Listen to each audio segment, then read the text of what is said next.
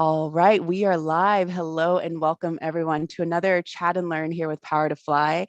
My name is Mariella Marie, and as always, super excited to roll into this next hour with you all. Our three guest speakers are calling from Atlanta today. They've got a lot of knowledge to share with us. You all have submitted some great questions in preparation for this conversation, so I'm really excited to dive right into those questions. But before we get started, I just want to set us up for success here and go over some housekeeping rules so that we all feel comfortable and confident in this next hour.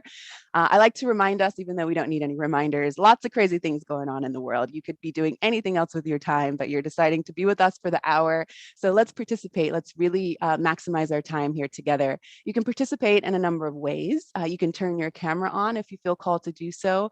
This is a safe digital space. I really pride myself in holding safe digital spaces. I'm not afraid to kick people out of this conversation if they're not being respectful. So feel free to turn your cameras on if you feel called to do so. Otherwise, please utilize the chat box, drop any questions, any reflections, any tips and tricks of your own. We would love to share your voice in this next hour. I will be holding moments throughout the conversation for folks to hop off mute. So I might hold for a light pause. So be listening for that. That will give you a chance to hop off mute so that you can voice a question or a reflection there. If you hop off mute, you will be featured in our live recording as this is being recorded. And I should say that I've muted everyone upon entrance just to avoid any background noise, but I can't stress enough. We want to hear from you. You're taking the time to be with us for the hour. So please hop off mute. Let's have one person off of mute at a time if anyone does hop off of mute. Otherwise, please use the chat box to your liking there. If anyone has any sensitive information and you prefer to be kept anonymous, you can find me in the chat box under Mariella Marie. You can write to me privately there and I'll raise your question or your reflection to our guest speakers and keep you anonymous. This is being recorded, so if you signed up for this conversation, look out for a rewatch email with the link to this video. Also, we'll include some links to resources that our guest speakers might mention throughout this conversation. And the last thing that I'll say is be sure to follow us on social so you can subscribe to our YouTube channel and keep up with the great chats we've got in store. So I see we've got more folks joining, and if you didn't hear when we were before we started to record, I was inviting folks to drop in the chat box where they're calling from so we can see where we are in the world. I'll give you all a shout out in just a few moments here, but go ahead and get the chat box warmed up, drop where you're calling from, and I'm just gonna do a little highlight here that CallRail is hiring. Of course, we've got 3 people from their team here to drop knowledge today. So this is really, a time to share with their communities. You can ask questions, voice any reflections that you have. I recommend that you all follow CallRail on Power to Fly. That will let them know that you're interested in learning about them, maybe working with them. You'll be pinged when they've got open roles that become available. Also, when they've got new content that they're sharing on Power to Fly. I'll drop a link in the chat box in just a few moments so that you can easily access that, but go ahead and follow CallRail on Power to Fly so you can stay connected with them. All right, so without further ado, I'm going to start to pass the mic around to our guest speakers. Selina, let us know a little bit about yourself and what you're excited to share with us today. We're going to roll into our questions a little later, so don't spill too many beans, but we would just love to know a little bit more about you before we go into the questions. Hi, everyone. My name is Selina. I am located in Atlanta, Georgia, and I have been with CallRail for over 4 years. I started off in customer support and worked my way through customer success before joining the product team as a UX content strategist. So to explain a little bit about what that is, when you go onto an app and you see words anywhere, I play a role in what those words are and how we communicate to customers to make sure that they have the easiest experience with our services. And communication is a large part of my job and kind of me as a person. I think it's a really important asset to have, both in a professional capacity and also within personal relationships. So I definitely believe in educating yourself on how to communicate with people in different ways that you can learn how people communicate, because there's different ways that we can learn, different ways that we communicate, and taking all those things in consideration, I think honestly makes life so much easier. Absolutely, absolutely. Well, I'm excited to hear what you've got to share with us today. So thank you for that light introduction. All right, so Maya, I'm going to pass the mic to you. Can you let us know a little bit about yourself and what you're excited to share today as well? Yes, thank you, Mariella. I'm really excited to be here. I am the Culture, Diversity, and Inclusion Program Manager at CallRail, and I head up all of the ERG groups. And so I'm really excited to share our story of how we came to be and just the key learnings that we have here.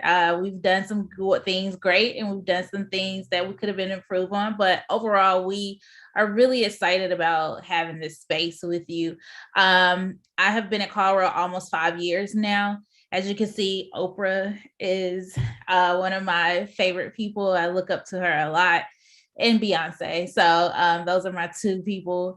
But yeah, I really am just driven by community. How can we solve problems through community? How can we help people? And especially in this time where we're trying to elevate voices and really helping people to get a seat at the table, what does that look like? And how does everyone play in the sand nicely? So that's how I like to strategize and really kind of get people together and in the right room. So yeah. I love that. I love that you got Oprah near and dear for this conversation so we can get some inspo from her. All right. So Pia, I'm going to pass the mic to you. Can you let us know a little bit about yourself as well and what you're excited to share today? Yes. Hi, my name is Pia Adolphsen. I'm coming up on my 1-year anniversary here at CallRail. I'm one of our senior product managers. Like everyone else, I've had a long journey to get to where I am today. I started out as an analyst in the competitive intelligence space, then moved into content marketing, product marketing, and now where I am today in product management. And I am here today because I'm also one of the leaders of the Women's Circle at CallRail. So really excited to share everything that we've learned running the Women's Circle organization. Awesome. Well, thank you, all three of you, for being here today. I would love for Pia, if you can stay off mute there, I would love for you to set the stage up for us to cover the principal themes for today's conversation before we roll into the questions. Sure, absolutely. So not everyone is familiar with employee resource groups, ERGs, and how they can benefit your growth and development. So today we want to talk a little bit about what the benefits are of employee resource groups and the positive impact it can create on your organization. Some guidelines, if you haven't created an ERG yet, on how to build that and gain support from your leadership. And then also how to keep the members of an ERG engaged and help them build leadership skills so that they can effectively lead and participate in that organization. Awesome. Thank you for setting up the stage here. Okay, I'm going to stop sharing my screen so that I can pull up these awesome questions that you'll have submitted previous to the conversation. And if you hear your question come up, if you're here live with us, please let us know that you're here so that we can make sure that we've covered your question. If a question comes to mind during this conversation, again, you have full permission to hop off mute or write in the chat box. Let us know what that question is. Even if it's some of your own tips and tricks that you want to share with us, we would love to hear from you. Again, we want to make space for your voice today. All right, so before we roll into the questions, I'm just going to shout out where folks are calling from so that we can see, the power of digital community here. Our three guest speakers from CallRail are calling from Atlanta today.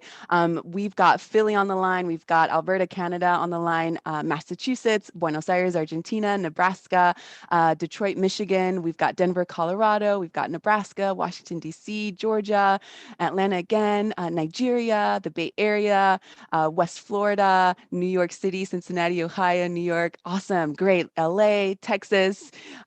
Perfect. Mississippi, Orlando, Portland, Oregon. Great. So great. The power of digital community is here. We are all ears. So keep that in mind as you're reflecting on some of these questions that were pretty spread out today.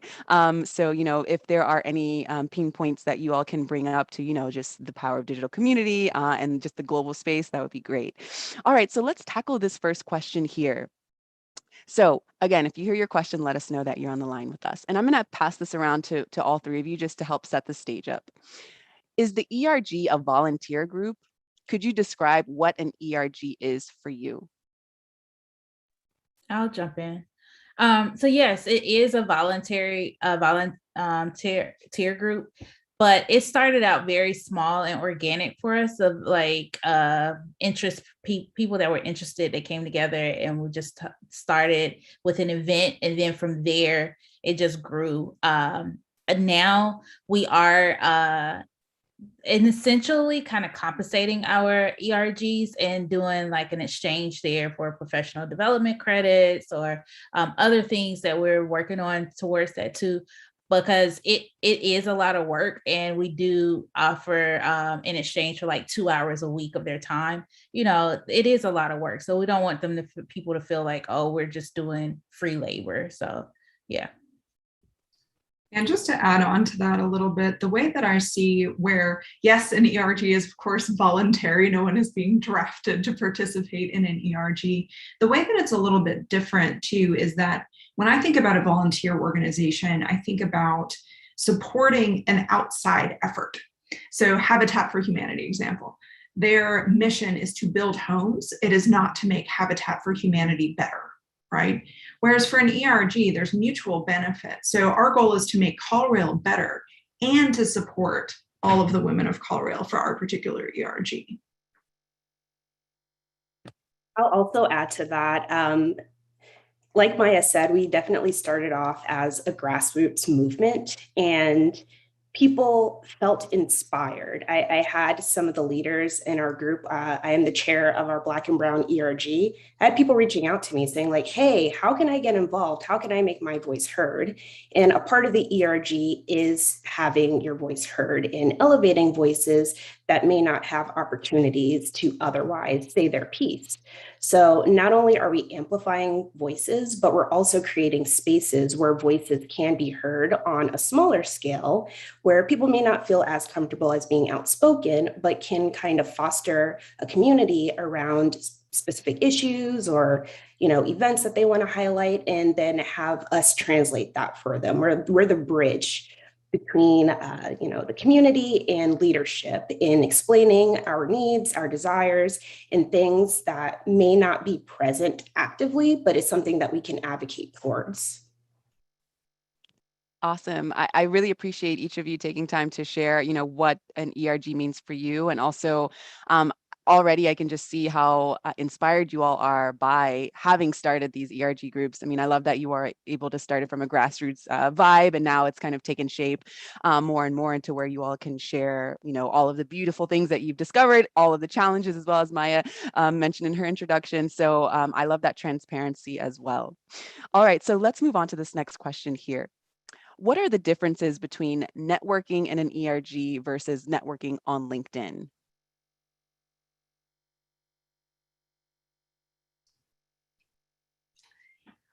I think it's different because you're connecting with other members of your own organization who have the same context of the organization that you do. So in some ways, if there's a particular role, for example, that you're targeting, it is very powerful to network inside of your ERG because you're building that network of support inside of the organization. Somebody in that ERG is going to be able to help you make the right connections, meet the right people, or help connect you with the people who will know who to connect you to, who will connect you with the folks that will help you learn the skills that you might need for that particular role, or even act as a mentor for you. So that additional context is really beneficial. Yeah, to add to what Pia says, there's a sense of immediacy in the support that you're getting. LinkedIn, sometimes you're dealing with strangers. It could be somebody in your network that you may not know, you may not be as close with. But because we have a really great community at CallRail already, and you have somebody that you're familiar with who is known to advocate for needs, you feel a little bit more comfortable going to somebody and saying like, hey, I'm feeling stuck in my position. Like, who can I talk to? And it's just like, hey, I know this person, they operate in this realm, or I know this manager. Let me get you a link, or let me introduce you. And there is more immediacy to how we can help. LinkedIn is a little bit more far removed for some folk. So I think that having an internal source of a network is really important for people who may not feel like they can extend themselves outwards as much.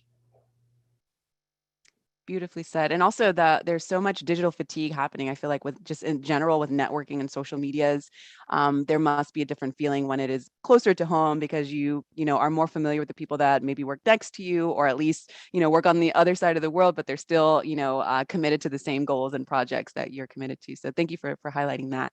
I see we've got some awesome questions in the chat box. I'm going to get to those in just one moment because I think that some of the previously submitted questions might tackle some of these. So let's move on to this third question here.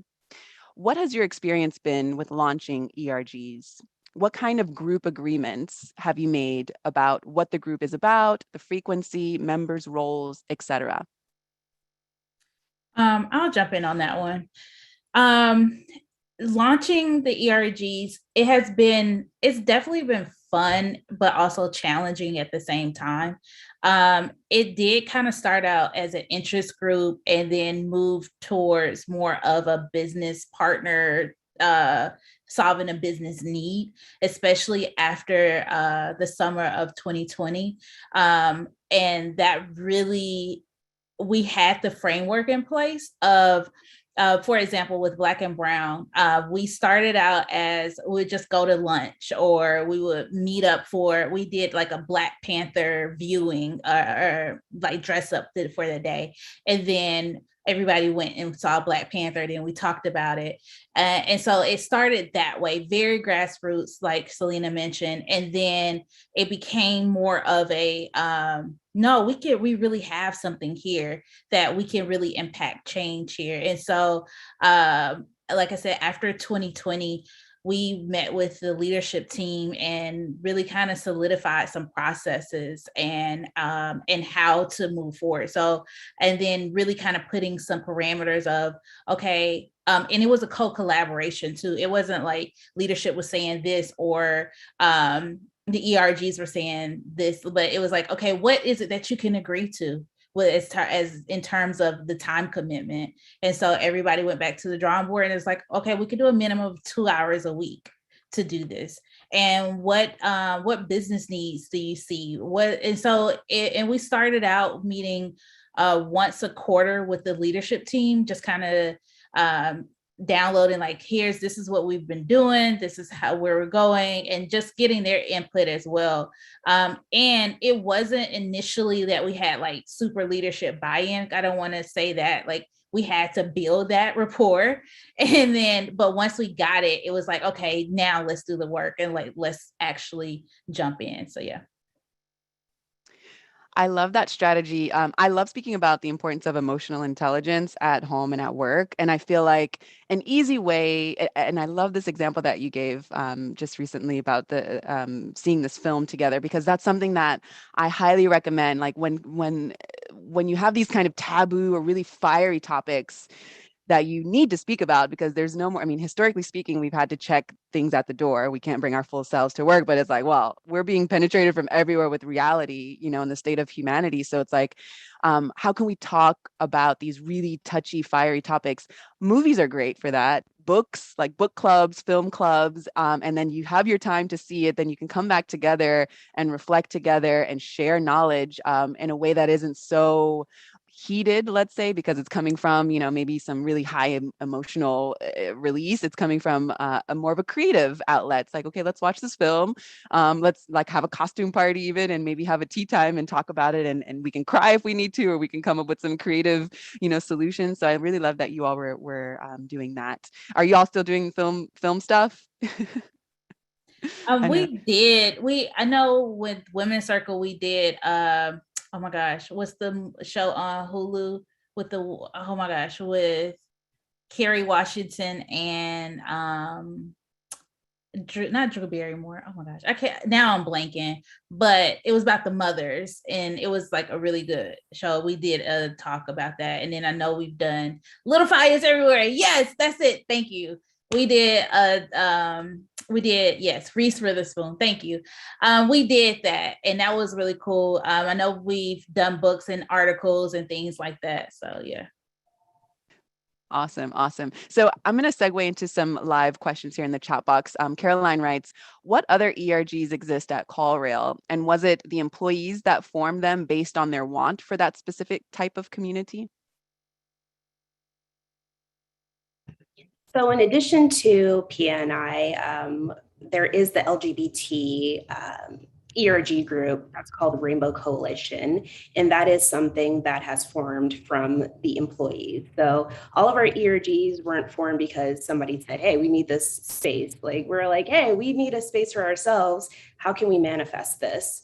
So all of our efforts have come from the employees, and it's something that we're building out together. And as we form more and more ERGs, we're coming together as leaders and saying, all right, what's worked for you? This is what's worked for me. And we're having an exchange of ideas. so that we can all get on a similar page of like excellence and figure out ways that things are operating. A lot of this is trial and error. We're coming together, we're like, all right, we have no idea what we're doing. Google.com, what works in an ERG? Okay, let's try this out. Does this work? No, does this work? Okay. So a lot of this is definitely collaborative. We're coming together, we're brainstorming once a week. All right, what do you have on the plate? Where do you need help? How can I help you? And we definitely come together and try to figure things out as we go. Black and Brown, we're the first ERG, so we didn't have a frame of reference to go off of. And we want to make sure that the things that we may have failed at, previously, or things that didn't work, or, engagement could be a little bit difficult to manifest. We can take all of that information that we're building up as we go along and optimize the bigger that we grow. So we definitely have plans to bring in more ERGs and figure out a process that makes things as easy as possible. Awesome. Thank you for that, Selina. All right. So I'm going to combine some questions that I see happening in the chat box and some that were previously submitted. So let's go with this one. How to get buy-in and support for an ERG from leadership? In combination with Paul's question here, how have you been successful in bringing true commitment from organization leadership? I have seen some lip service and box checking. What's helped you gain traction and momentum? I could jump in here. Honestly, it's been a couple of things. Number one, the passion for the ERGs themselves. Basically, they are kind of holding people to the fire and holding accountable, And then with my boss, Whitney, and myself, we're definitely really trying to bridge that gap and sell the benefit of why this is important. We just have a new leader now, a new CEO, and he already knew why it was important. So when he came in, he wanted to meet with all of the leaders of all the ERGs. And so each ERG leaders had a section, and it was really powerful, especially like the Black and Brown, when people were leaving out in tears, because it was just a really powerful moment of exchange. And we just shared stories. It wasn't about business. It wasn't about anything, but it was just sharing our stories and why CallRail, why are we here? And why are we, and why a part of this ERG, and when you started uncovering people's whys and why and their purpose, it really led to a more dynamic conversation, and it bought into why it's important. It's not just a lip service as such, but you understand that there are humans behind this and that people's lived experiences are very different. We had for Hispanic Heritage Month, we had a panel discussion that was really incredible. And our CEO walked away with a lot of key takeaways, but especially he was like, I now look at Cinco de Mayo differently. I was just thinking like, oh, go get a margarita, didn't think anything of it. But now I'm going to be intentional about supporting a local, not a chain, or if I do participate, and knowing why I'm doing it, And so, and he was able to stand up in front of the entire company as well and say and speak to it too. And I think when we marry like the learning, the actual people behind it, and then people advocating for it, all of that working together, it brings the support from leadership, and also when we see that, for example, like there was a suggestion that came up about having more Spanish speakers, but when we see like a business case that we can solve a problem, it's like, oh, wow, we have a community that we can actually talk to and get information from real time and not have to seek out. So those things working together, I think that really kind of helps drive the support there. And I wanted to add on to that a little bit too, because we are in a really interesting time in history, right? With COVID, with all of us being remote, a lot of people being remote for the first time, we are learning how to engage in new ways. And we've seen record numbers of disengagement across many, many companies because they didn't know how to engage their employees in this new environment, if you've relied heavily on your office environment and in-office events and seeing people every day, how do you get people engaged? And so ERGs are a great way to do that, for people to build community. And outside of just the specific business objectives, just getting re-engaged with the other human beings that exist in your organization and building those connections.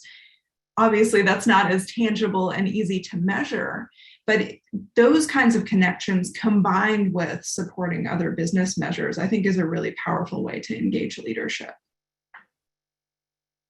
I'll hop in too. I consider myself a perpetual scholar. I am always trying to find the answer to why. And like Maya said, why is probably the most important question that we can bring to the table, and then trying to answer that. And I feel like what a lot of ERGs do is peel back the layers as to why we got to this place. And, a lot of this started from June of 2020. And it's like, hey, y'all, we have a conversation that we need to answer right now. Like, here's what's happening. Here's why it's happening. And then here's why that's happening. And then we're just like going back and back and back and giving context to people that they've never considered. We're doing a lot of educational outreach. We had a lot of engagement. And I had peers, I've had leadership reach out to us saying, I literally never thought of this point of view. I've never considered X. I grew up in this situation and I was never taught to have these type of conversations, but now you're showing me ways of different means of communication. I had no idea that, Black women face specific issues. I had no idea about intersectionality with, gender and sexuality and race.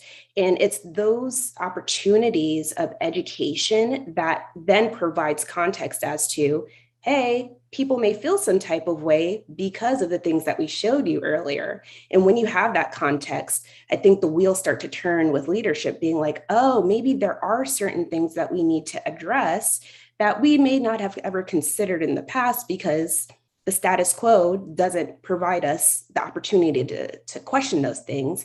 And people may not have the space or feel comfortable enough. They may not have the safe space to say, today I can't show up because this person just got killed. And, I'm seeing people like myself being killed on the news. Those were not conversations we were allowed to have because they were political, they were inflammatory, and we had to bottle that up inside. And providing a space to talk about that and have no judgments. Hey, I didn't feel comfortable about this because I didn't feel like it was my space to do so. But now I have a space to say, hey, I was ignorant about this and you've shown me something. Hey, I don't know about this, but you've shown that you've shown grace. You've shown, a space of being willing to listen to what I have to say and provide more context. And I think that's a really important and core way of reaching out to the humanity of people and realizing that people are human and there's context behind actions. Without context to people as human beings, there's no way to overcome some of the adversities that we're having within these groups. I'm throwing digital confetti. I love all of that. Preach it. So true. I really appreciate the transparency there. So we've got lots of comments happening in the chat box here. Jillian, I want to make sure that we got your question answered because I think that they were able to expound on that, even though I didn't read your question out loud. But just in case, how does company leadership support the ERGs? What have been the most helpful resources the company has provided? My company wants to support ERGs, but doesn't know the best way to do so. So just from hearing, the previous reflections, advocacy, active listening, having it come from leadership down. Does anyone else want to chime in there based on Jillian's question? I do. Yeah, we've had leadership come to us too and ask how to best support us. And there's a few things that we've found have been incredibly helpful. So one is we have a quarterly leadership meeting with the leaders of the organization. And that allows us to inform, educate, share what we've been doing with the ERG, but also share feedback about what we've been hearing.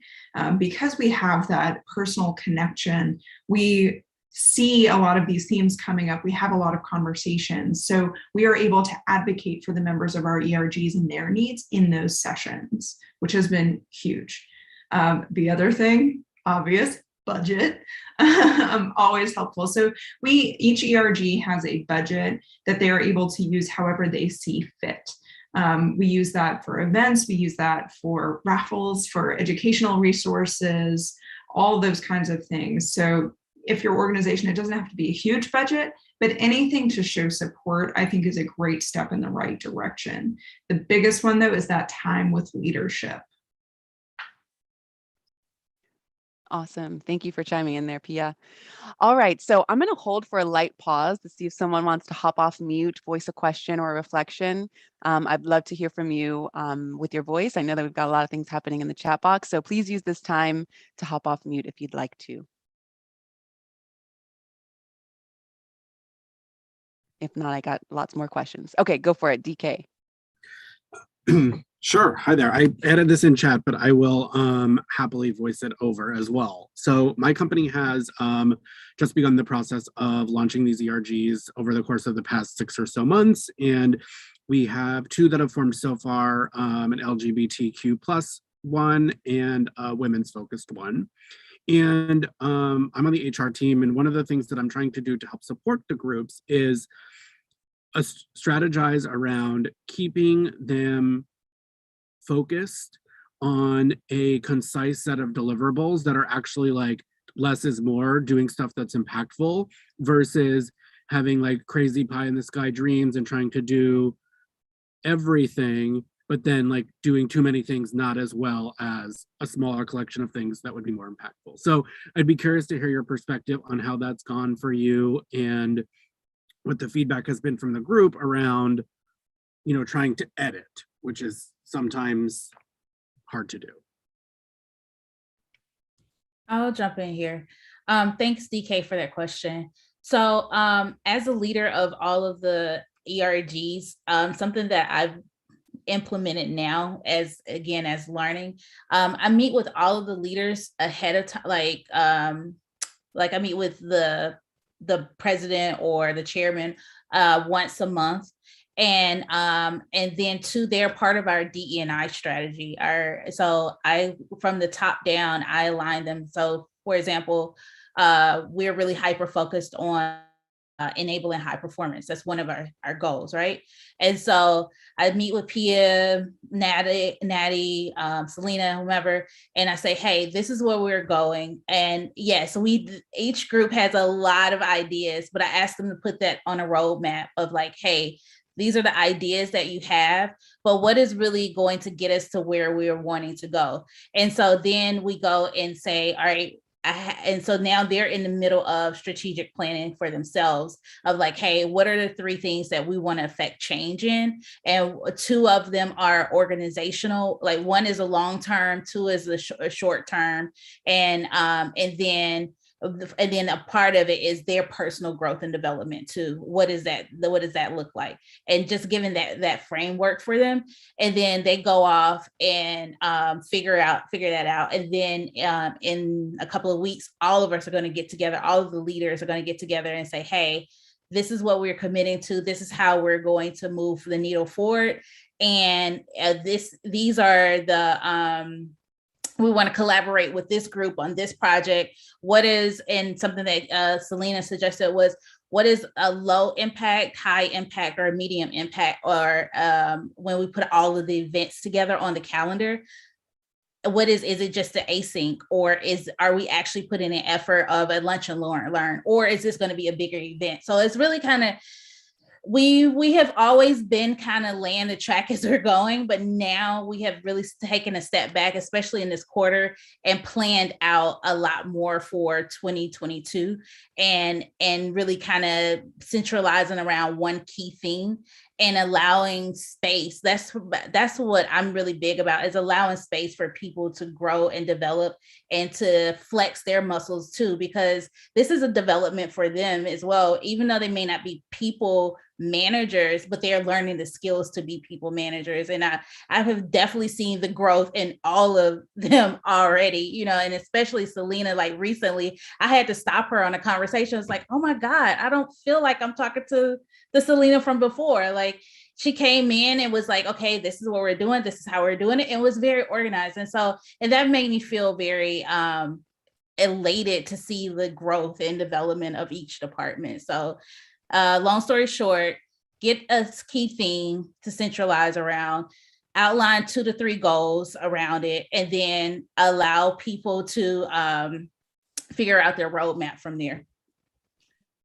Yeah, Maya has been so helpful in helping us narrow down on the goals that we're going to support for the year. Another thing that we did as a group, there's 4 leaders for Women's Circle. So we sat down together and we looked at who are the audiences that we're trying to support, so that we could really focus our intentionality, because there's so many fun ideas. There's so many things we could do. There's so many valuable things that we could do. So how do we make sure that we are connecting with all the audiences we need to connect with and providing the highest impact events? And so for us, what that ended up looking like was our number one objective is, of course, to support the women at CallRail. We also want to make sure that we're providing regular programming for our allies. We've had a lot of male managers reach out to us, individual contributors reaching out to us and asking, how can I support the women in my professional network? And we want to make sure that we're giving them the tools to do that and providing that programming for them as well. And then our third audience is the community at large. So how do we support other women in tech? And of course, that's our lowest level priority. Still important, but those are the kind of the order that we look at things. So when we looked at our quarterly map for next year, we wanted to make sure every single quarter, of course, that we have programming focused for the women at CallRail, at least every other quarter have something for allies, and make sure that we've got some community events sprinkled throughout the year as well. I'll add in here as well. Being in Black and Brown, we wanted to try to be as inclusive as possible. When you have, 2 people at a single point, you end up doing the most. Like I there was a point where I got burnt out. I was like, I'm trying to include everybody. I'm throwing a bunch of things. And I was like, that's enough. Like, we need help. And I started bringing in more people under a program that I developed as an ambassadorship, where I'm like, hey, y'all want to represent your groups? Come in. We will hold your hand. We will, help you out. Anything you need, we will provide it to you. But if you can cater to your specific communities, we will allow you to do that. We will create groups for you to manage. And not only are we getting help, but we're also creating more leaders who we eventually want to branch out into their own ERGs going forward. So dispersing that workload has made my life so much easier. And then seeing other people flourish has a sense of fulfillment that's so wonderful to see. So I would definitely, like Maya has done, check in with your leaders, make sure they're not overwhelming themselves with the amount of work that they're doing. And if they are, figure out ways that they can disperse their workload in a meaningful way that makes impacts on the long term, but also keeps the longevity, because you don't want to get burned out and people drop out the ERG because they feel like they can't handle their workload plus the ERG workload at the same time. And you know what, actually, I would love to bridge to this. It was one of the final questions, but since Selina, you're already hitting on it, any advice about how to manage the frustration or burnout from leading an ERG? Would anyone else like to chime in there? Or Selina, would you like to add any more as it relates to avoiding burnout? Especially, of course, we know in this past 2 years, there has been so much that has come up to the surface. So clearly there has been a need to have these small communities come together to make change within the companies, outside of the companies and the communities. There's even some chatter within the chat box that's, speaking about the name of what do we call this kind of community? So we have ERGs, which is what we're talking about now. There are some people asking about, what does an ERG mean? What about the employee networking groups? Can you all speak about why you decided to call yourselves an ERG? Maybe kind of reach out to some of these questions that, I guess because the need has come to have these groups, there are different terminologies that are popping up, and how we can differentiate. Are they the same? Are they different? This is some of the things that are popping up in the chat box. So if you can kind of tackle that, the name calling, what we call these groups, and then also how to avoid burnout, because there are a lot of opportunities that we can grow, which means there is a lot to do. Selina, as you said, it can be really exhausting. So please share whatever you'd like on those 2 points. I guess I can continue. One thing that I started was a personal calendar for the ERG leadership, in having people commit their 2 hours. Like, we have the 2 hours. It's like, put it in your calendar. Because if you don't, out of sight, out of mind, you're like, oh, snap, the next meeting's now. Let me jot down something quick. It's like, no, put it in a week ahead, commit to it. It's a public calendar amongst the leadership. So if you're saying, hey, I'm working on this XYZ and I need help, there's the event. You can hop into a Google Hangouts. We can brainstorm on things, and also holding people accountable to those hours too. I don't want to be a nag, but I'm like, hey, what'd you work on those 2 hours? Just to make sure that there is momentum happening, because it's really easy to sideline the responsibilities because work gets hectic and people do get burnt out. But I feel like if people manage their time just a little bit more, just that little bit makes all the difference. And since I've sort of implemented this process, I've seen things starting to move forward, and people are, being more productive and not feeling stressed out about it, which is the really important thing. And then also asking for help. Like, I think especially when we put an agenda down, we put all of the things or thoughts and then action them out and assign them to different people as well. And that has helped out a lot too. And then as far as like for burnout, definitely reminding people of their commitment, but at the same time, we understand that there are ebb and flows. And so some can take a little bit more at that time. And for example, Women's Circle had a situation like that. And so one of the leaders needed some time out, was going through some personal things. And so they were able to kind of regroup and reprioritize and shift, like, okay, what is really important here? And how can we get what we need? And thinking through it from like a product perspective of the MVP, what's the most valuable product just to get out for right now? Yes, we wanted to strive bigger, but right now we just need to satisfy this goal. So what can we do for that? And so reshifting the priority helps to do that. And then also, and not saying that other people have to carry the weight, but like they since they were all a group and they were like, you know what, I understand what you're going through right now. We can do this right now. But and then when the person came back, they were very appreciative and now it's like this trust. And we're really big on building psychological safety. And a lot of people are just saying, hey, ouch, or hey, I need help, or hey, and being vulnerable enough to know that and to say that. And then as far as like the names, they're called a lot of different things: affinity groups, business groups, ERGs, employee resource groups. But the main thing and the main purpose is we have a learning culture. And because we have a learning culture,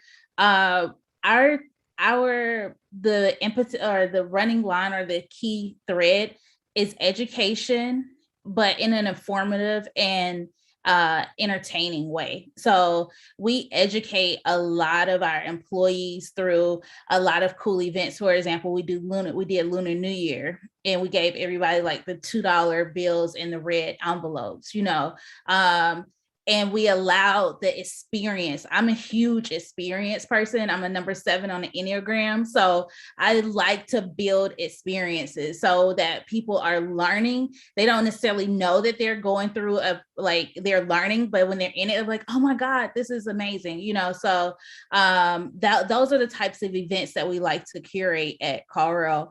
And especially like a Thoughtful Thursday, where we talked about like Little Nas X. We've talked about we've had some hard-hitting topics, but we've approached it in a way that wasn't intimidating, and it was palatable for people to come to the table and ask questions, and we set the stage ahead of time and letting people know like this is how you can participate with us, and go from there. So, and we usually see really good participation in those events too. Awesome. I love that you all highlighted that you support psychological safety, which, allows someone to be transparent and vulnerable, knowing they have that safety net and that support around them. Because I find it easy to say, yeah, we want to, we want to approach all of these isms, sexism, racism, classism. But if you don't put the time and follow up with that timing, right, you have to schedule time, like you all have been highlighting. You can't just push a magic button to end racism or sexism. You have to plan it out. You have to come together. You have to have some time to contemplate and then come again. It's kind of like that give and take. So I really love the strategy behind that. It seems very intentional. And I love that you are about the experience as well, because then it's less of a mental effort and it's more of a corporal effort. And it just kind of, awakens the emotional intelligence within us as well. So I want to hold for another light pause to see if someone wants to hop off mute before we roll into our closing. So if anyone wants to share a question, now's your time to shine. I have a question. I'm just not sure if it was covered. I came in just a little late, and it was more of these are volunteer roles within the company. So it's something we do on the side to help change and grow the culture in a different direction. So somebody mentioned we need buy-in, but that's buy-in as in our executives, big picture. So then as you go down the tiers, your managers might see, oh, they're taking time to do this 2 hours to go in this group, to be on the diversity council, whatever it may be. So they may see that as, oh, you have time to do something extra. So let me give you more work where it takes away from that time. So how do you explain the importance of this to them? Or is it something that really from the top down, they should be highlighting, this is something we're looking to do. It is important. So just how to have that conversation or communicate that across the whole company, not just on top where they're doing the strategic planning and everything like that, or just like the council groups. But that was my question. So Pam, for us, we reached out to the managers of every person, everyone's manager, and said, hey, this person has committed, wants to be a part of this. Is this okay? Can you block out 2 hours? And just letting the managers know ahead of time. That was the first step. And then, and so really kind of protecting that space. But we also have a culture of turning it off.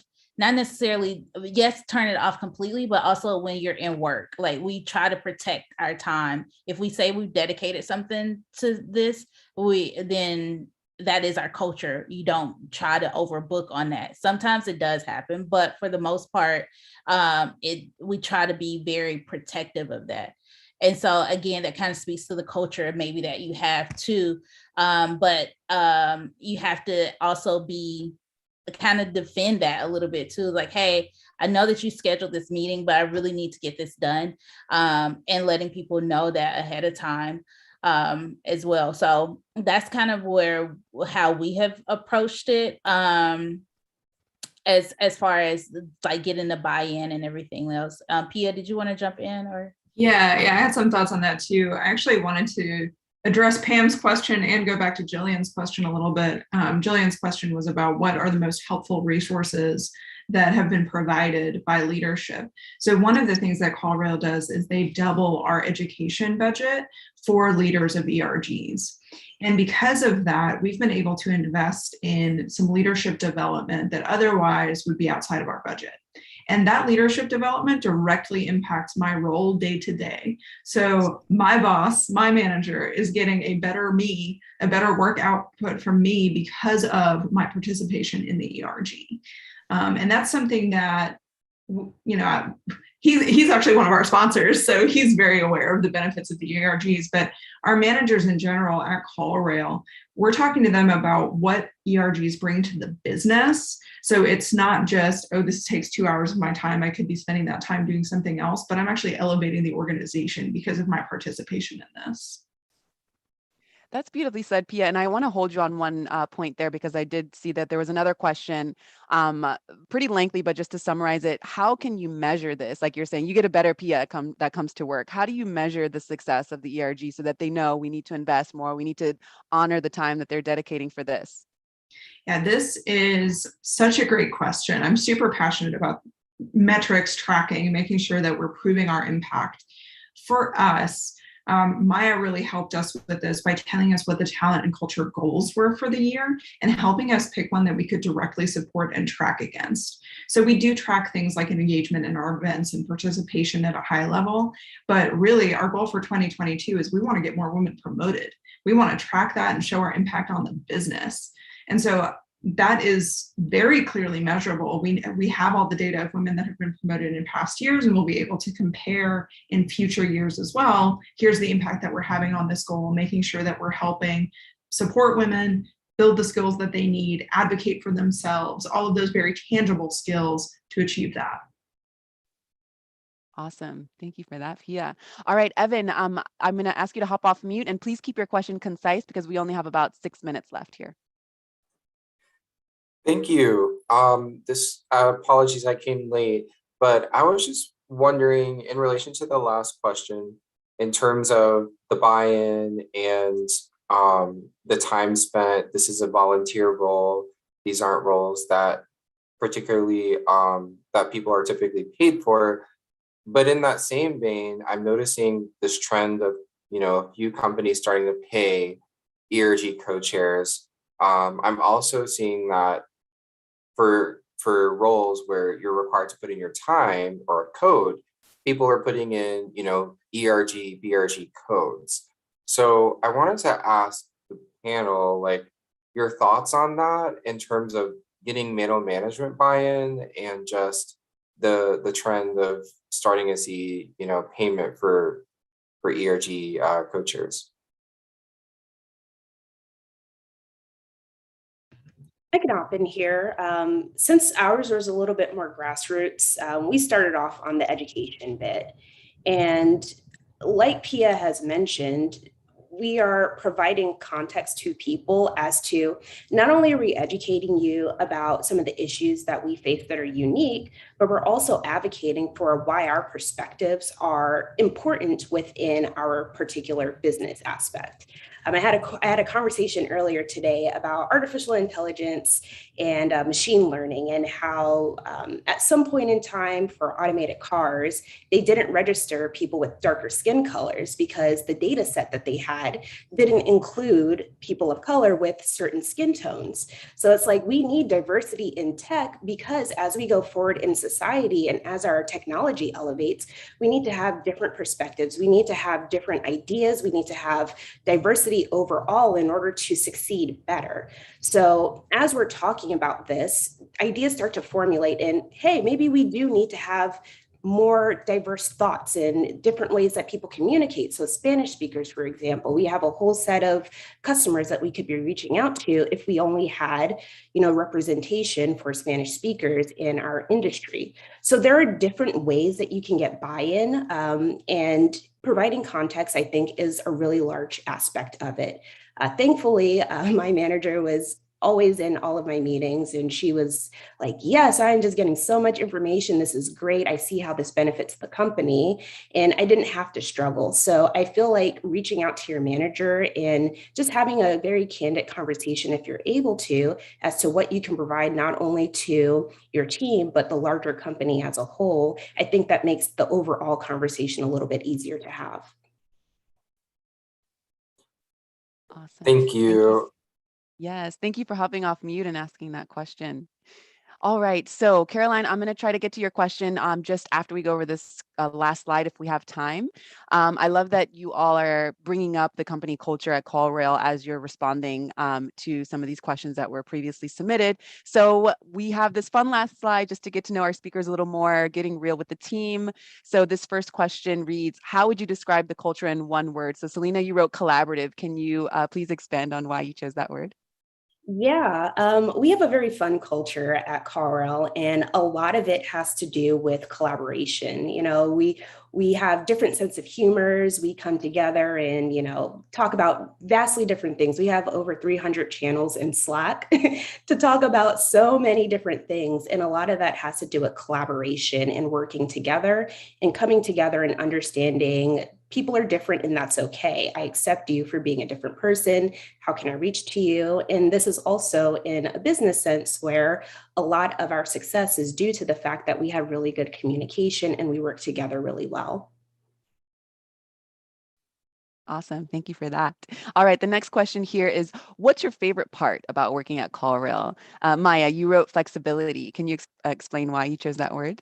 Yes, I chose flexibility because we are results driven, but we aren't, it's very flexible in the sense of, especially when we had to pivot quickly to a remote environment and we had to think about working parents, and they with kids at home. So it was like, all right, well, it's okay to do part-time, in the morning and in the night, in the evening, in the afternoon, be off and then come back or whatever, like really kind of figure out the schedule that works for you.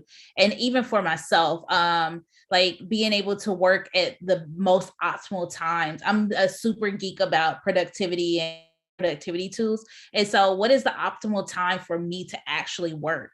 Sometimes it may not necessarily be super early in the morning. Sometimes my optimal time is 11 to 2 and I could give you my best work during that. And so I like the flexibility and also just to be able to carve out your own path. We give a lot of onus on the individuals to really carve out their own paths. And that's something different that I haven't experienced in many organizations either. So that's why I chose flexibility. Awesome. And they really practice what they preach, because when we were checking our tech and all that, I was asking if they wanted some flexibility with how they're answering questions and things like that. And they said, we love flexibility. So they are practicing what they preach there. All right. This last question here. What are your top tips for someone who is interviewing? Pia, you wrote, bring your whole self to the interview. We hire humans, not robots. Can you please explain a little bit more here on your response? Yeah, I mean, especially, again, we've mentioned this multiple times, but in today's day and age, we're all at home, we all have lives. I've got 2 kids. If I want to know who you are as a person, because I'm not just working with your skill set, I'm working with your entire being. And I'm a huge believer in bringing your whole authentic self to work. So if you've got kids, you've got a Gloomhaven game that's been running for 2 years, you meet with the same people every week, you're somebody who runs 75 miles a week, like whatever it is that is really, really important to you that makes you who you are, I want to hear about that. Awesome. I love that. All right. So we've got about 2 minutes left. Caroline, I'd love to hear from you. If you can keep your question or reflection concise so that we can honor everyone's time, that'd be great. So hop off mute now. Thanks so much, Mariella. And I'm going to dovetail right where Pia left off to put in a plug for parents. Just don't forget about parents when you're forming your ERGs. Either consider having like a separate one just for parents, or maybe it's a subgroup of your existing ERGs. Just because, as those of you who have kids know, the work-life fit looks very different when you have children versus when you don't. And also to think about, I'm not sure how big of an organization CallRail is, but having kind of a resource network for your employees that have disabilities, including those who are neurodiverse. Again, their needs can be very different from those who are considered neurotypical. And oftentimes, even though the culture is changing, there's still quite a bit of stigma for folks who have disabilities. So having a space just for them where they can talk about their needs and just how they're navigating through life in general, I think is super helpful. My son has autism, so I'm a big proponent of that. So I kind of bring that to all of the spaces that I'm in personally. Thank you. Thank you so much for that reflection. And that's such a beautiful way to close today's conversation. Thank you, CallRail, for joining us. Selina, Pia, and Maya, I really appreciate you all for dropping knowledge today. Thanks for everyone who hopped off mute and dropped questions in the chat box. Those of you who also submitted questions previous to this conversation, look out for the rewatch email so you can have a link to this video to share with your community, with your teammates, all that jazz. We want to share knowledge. CallRail is hiring. I dropped the link in the chat box. You can take a look at their page on Power to Fly. And we'll see you all on the next chat. This has been such an enriching conversation. Good luck, everyone. I know that we've got a lot of room to grow when it comes to, coming together as small communities within our teams, within our companies, but we could do it. Let's be our best selves and take the notes